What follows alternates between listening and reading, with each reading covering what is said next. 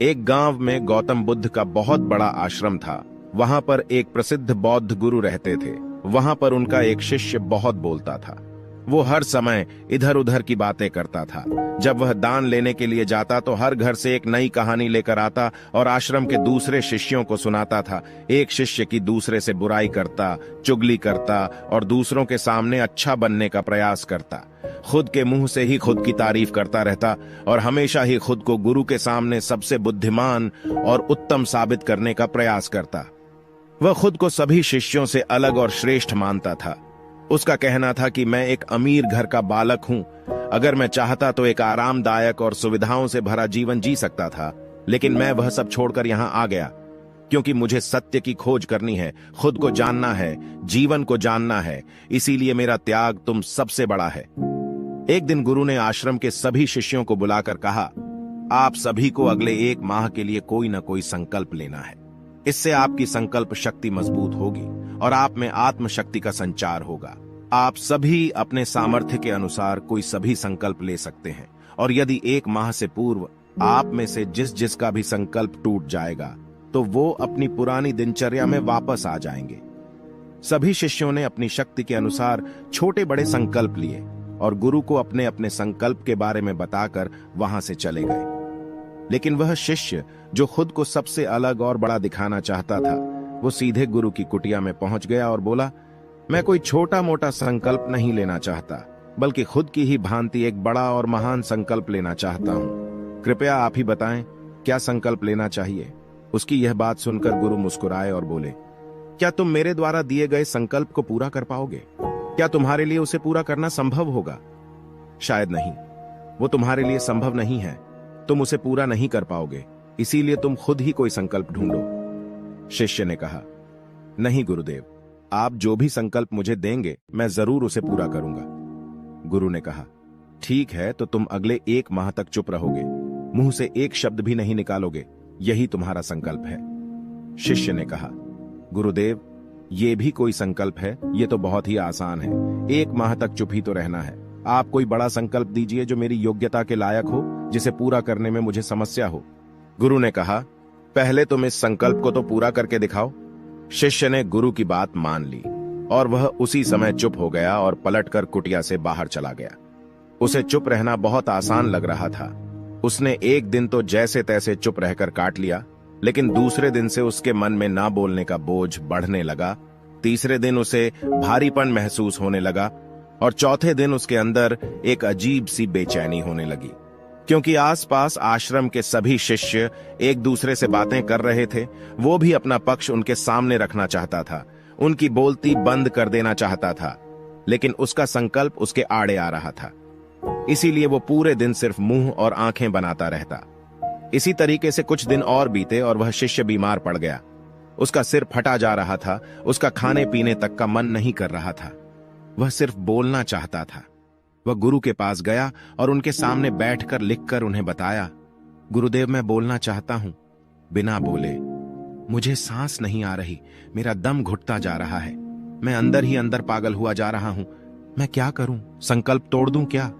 यह पढ़कर गुरु मुस्कुराए और बोले, संकल्प तो तोड़ने के लिए ही होते हैं, लेकिन जो अपने संकल्प को पूरा कर लेता है वही अपनी आंतरिक शक्ति को बढ़ाता है, और जो अपनी आंतरिक शक्ति को बढ़ा लेता है वो समझ और जागृति की राह पर आगे बढ़ जाता है।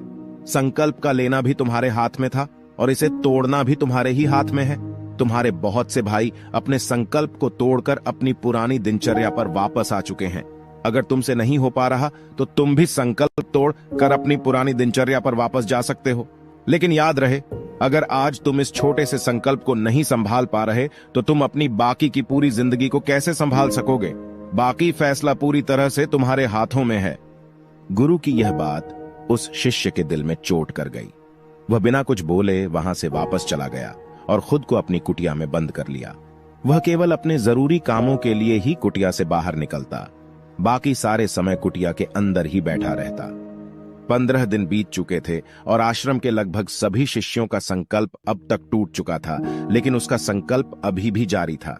संकल्प लेने के बाद से अब तक उसने एक शब्द भी ना बोला था। सारा आश्रम हैरान था कि इतना बोलने वाला इंसान चुप कैसे हो गया। 15 दिन बीतने के बाद वह दोबारा अपने गुरु के पास गया और लिखकर बताया है, गुरुदेव, मैं बाहर से तो चुप हूं, लेकिन मेरे भीतर बहुत सी आवाजें हैं, बहुत सी चीख पुकार और शिकायतें हैं। मैं अंदर ही अंदर बात करता रहता हूं। मेरा मन तरह तरह के प्रश्न पूछता रहता है। मैं बाहर से जितना मौन हूं, भीतर से उतने ही शोर शराबे से भरा हुआ हूं। क्या इस तरह से मेरा संकल्प अभी भी जारी है? गुरु ने कहा, हां, तुम्हारा संकल्प अभी भी जारी है, लेकिन जब तक लोगों की ये आवाजें तुम्हारे कानों में पड़ती रहेंगी, तुम्हारा मन बोलता रहेगा, क्योंकि इसे तो आदत है बोलने की। तुम भले ही बाहर से चुप रहो, लेकिन तुम अंदर ही अंदर बोलते रहोगे। तुम्हें इन बातों से, इन आवाजों से दूर जाना पड़ेगा। शिष्य गुरु को प्रणाम कर वहां से चला जाता है और सुबह होते ही अपनी कुटिया छोड़कर जंगल की तरफ चला जाता है। कई दिन बीत जाते हैं, संकल्प का समय भी पूरा हो जाता है, लेकिन शिष्य लौटकर नहीं आया। आश्रम में सभी को डर था कि कहीं जंगली जानवरों ने उसे खाना लिया हो। इस बीच उसे ढूंढने की बहुत कोशिश की गई, लेकिन वह कहीं नहीं मिला। सभी गुरु भाइयों ने मान लिया था कि जंगली जानवरों ने उसे अपना शिकार बना लिया है, लेकिन गुरु को ऐसा नहीं लगता था। एक दिन आश्रम का एक अन्य शिष्य गुरु के पास आया और बोला, गुरुदेव, हमारे उस अधिक बोलने वाले भाई के साथ क्या हुआ होगा? क्या जानवरों ने उसे मार दिया होगा? गुरु ने कहा, हो सकता है कि जानवरों ने उसे अपना शिकार बना लिया हो, लेकिन उसके न लौटने की एक दूसरी वजह भी हो सकती है। शायद उसे वो मिल गया है जिसके लिए वह गया था। फिर शिष्य ने पूछा, गुरुदेव, क्या ज्यादा बोलना इतना हानिकारक होता है? गुरु ने कहा, इंसान के जीवन के बहुत सारे दुखों में से एक दुख यह भी है कि वो कभी चुप नहीं रह सकता, हमेशा कुछ ना कुछ बोलता ही रहता है। सिर्फ हमारे बोलने के कारण हमारे आधे से ज्यादा दुख पैदा होते हैं। परिवार के अधिकतर झगड़ों की वजह हमारा बेमतलब बोलना ही होता है। हम में से कोई भी चुप नहीं रहना चाहता, हम बस सामने वाले को सुना देना चाहते हैं। जो भी हमारे मन में है, सब निकालकर उसके मन में बैठा देना चाहते हैं। उसे समझा देना चाहते हैं कि देख, तू गलत है और मैं सही, और इस तरीके से सब एक दूसरे की सड़ी गली बातों को ग्रहण कर रहे हैं। इस तरीके से सुनने और सुनाने का यह काम जिंदगी भर चलता रहता है, लेकिन इस नासमझी में हम अपना समय, अपना जीवन, अपनी समझ और सबसे महत्वपूर्ण वो कीमती पल जो जिए जा सकते हैं, जिनको अनुभव किया जा सकता है, जिनमें आनंद को प्राप्त किया जा सकता है, ये सब खो देते हैं। लेकिन इसके बदले हमें मिलता क्या है? कुछ नहीं, सब व्यर्थ और बर्बाद हो जाता है। इस पागलपन में हमने क्या खो दिया, इसका एहसास केवल कुछ ही लोगों को हो पाता है। बाकी लोग जैसे उन्हें अपने आने का पता नहीं, वैसे ही उन्हें अपने जाने का भी पता नहीं चल पाता। शिष्य ने कहा, तो फिर इसका समाधान क्या है? गुरु ने कहा, पूरी जागरूकता के साथ अपने विचारों को देखना, यही एकमात्र तरीका है। सारी मानसिक समस्याओं का वर्तमान में रहकर चिंतन करना, पूरी जागरूकता के साथ अपना काम करना जिंदगी में चमत्कारिक बदलाव ला देता है। उसके बाद वह शिष्य गुरु से अपने प्रश्नों का उत्तर पाकर उनको प्रणाम करके वहां से चला गया। उस शिष्य को आश्रम छोड़कर गए हुए 3 महीने का समय बीत चुका था, लेकिन उसकी कोई खबर ना थी। अब तक तो सभी गुरु भाइयों ने भी उसके वापस लौटने की उम्मीद छोड़ दी थी, लेकिन एक दिन वो आश्रम लौट आता है। उसे देखकर सभी के आश्चर्य और खुशी का ठिकाना न रहा, लेकिन अब वो नहीं था जो यहां से गया था। वो कुछ और ही बनकर वापस आया था। उसके अंदर एक गजब का बदलाव महसूस किया जा सकता था। उसके चेहरे पर एक गजब का ठहराव और आंखों में बड़ी शांति थी। आश्रम में आते ही सभी गुरु भाइयों ने उसे चारों तरफ से घेर लिया और बातें करने लग गए। वह भी अपने गुरु भाइयों से बातें करने लगा। उससे बात करने वाले सभी ने यह अनुभव किया कि अब वे पहले जैसा उतावला और बातूनी नहीं रह गया था। उसके मुंह से एक एक शब्द बहुत ही सुलझे हुए और मधुरता के साथ निकल रहे थे। थोड़ी देर तक गुरु भाइयों से बात करने के बाद वह सीधा गुरु की तरफ चला गया। उसने गुरु के चरण छुए और कहा, गुरुदेव, क्या मैं अब भी मौन हूं? क्या अब भी मेरा संकल्प जारी है? गुरु ने कुछ देर तक शिष्य की आंखों में बड़े ध्यान से देखा और कहा, हां, तुम अब भी मौन हो।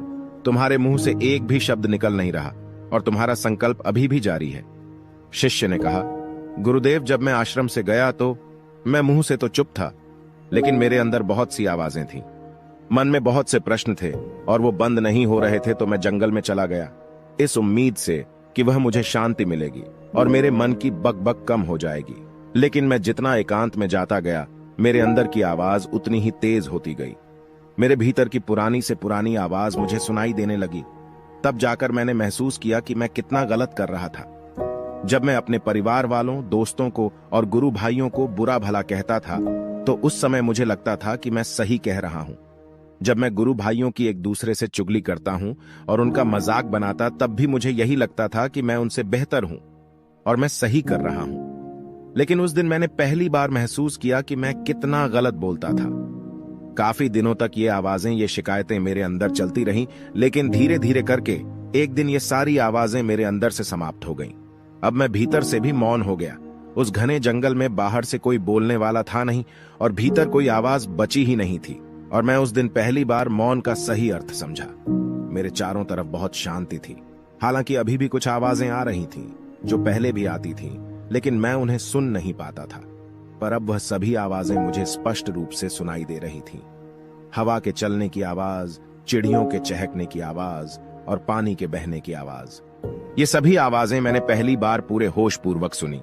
अपने चारों तरफ इतनी शांति मैंने पहले कभी महसूस नहीं की थी। तो इस शांति को भंग करने के लिए मैंने पहली बार अपने मुंह से कोई शब्द निकाला। मैं चिल्लाया, हे ईश्वर, यह कैसी शांति है? सभी कुछ इतना शांत क्यों है? ऐसा क्या हो गया? लेकिन मेरे चिल्लाने के बाद भी वह शांति भंग नहीं हुई। सब कुछ पहले के जितना ही शांत था, बाहर भी और भीतर भी। हे गुरुदेव, मैंने अपने गुरु भाइयों से बात की, मैंने आपसे बात की।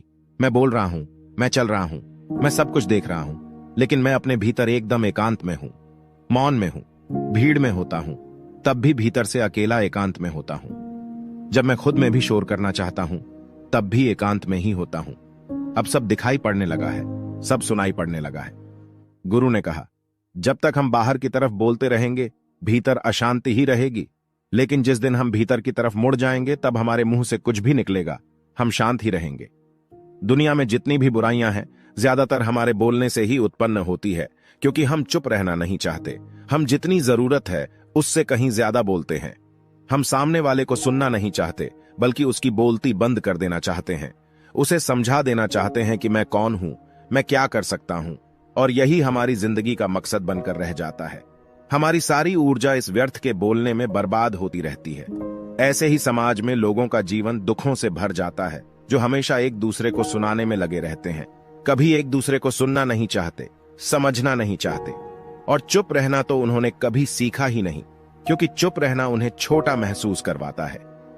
दुनिया की सभी लड़ाइयों का कारण हमारा बोलना ही है, इसलिए हमें सिर्फ उतना ही बोलना चाहिए जितना जरूरी हो, क्योंकि व्यर्थ का बोलना ऊर्जा को नष्ट करना है, और ये बोलना ही हमें कभी अपने भीतर की ओर लौटने नहीं देता, क्योंकि यह हमें बाहर की ओर खींच कर रखता है, और बाहर है ही क्या इस संसार के अलावा।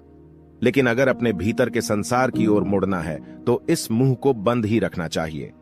इसीलिए जितने भी बुद्ध हुए, आत्मज्ञानी हुए, वो सभी एकांत की ओर भागे, ताकि उन्हें ज्यादा ना बोलना पड़े, ज्यादा सुनना ना पड़े। वो एकांत में रहें और शांत रहे, इसीलिए आसानी से भीतर की यात्रा कर पाए। लेकिन अगर कोई चाहे तो इस संसार में रहकर भी एकांत में रह सकता है, शांत रह सकता है, लेकिन इसके लिए उन्हें अपनी ऊर्जा बचानी होगी, जिसे वह अब तक अपने व्यर्थ के शब्दों में बर्बाद कर रहे थे। दोस्तों, इस कहानी की सीख यही है कि व्यर्थ का बोलना ऊर्जा को नष्ट करना है। ज्यादा और व्यर्थ बोलना ही हमें अपने भीतर की ओर लौटने नहीं देता, क्योंकि यह हमें बाहर की ओर झुकाए रखता है, और जिन्हें भीतर की यात्रा करनी है, उन्हें अपने मुंह को बंद ही रखना चाहिए। मुझे उम्मीद है कि आपको यह कहानी पसंद आई होगी और काफी कुछ सीखने को मिला होगा। कहानी के बारे में अपने विचार आप हमें नीचे कमेंट बॉक्स में कमेंट करके बता सकते हैं। जाने से पहले वीडियो को लाइक करें और चैनल को सब्सक्राइब जरूर करें। I know you told your friend you're not okay. Now tell me what's wrong.